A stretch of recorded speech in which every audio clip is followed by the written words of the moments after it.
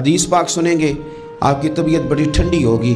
میرے نبی پاک صلی اللہ تعالیٰ علیہ وسلم نے ارشاد فرماتے ہیں کہ جو بندہ سوال سے بچنا چاہے گا، ارادہ کرے گا اللہ میں نے کسی سے نہیں مانگنا، فرمایا جو سوال سے بچنا چاہے گا رب اسے سوال سے بچا لے گا۔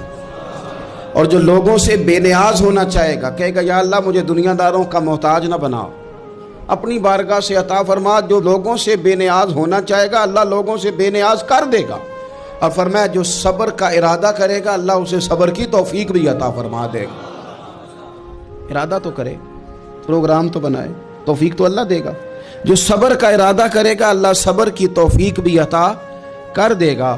اور حضور صلی اللہ تعالیٰ علیہ وسلم فرمانے لگے یاد رکھو کسی بندے کو جو بہترین تحفہ دیا گیا ہے نا، اگر کسی کو کوئی بہترین عطیہ ملا ہے تو پھر اللہ تعالیٰ نے اسے صبر عطا فرمایا ہے۔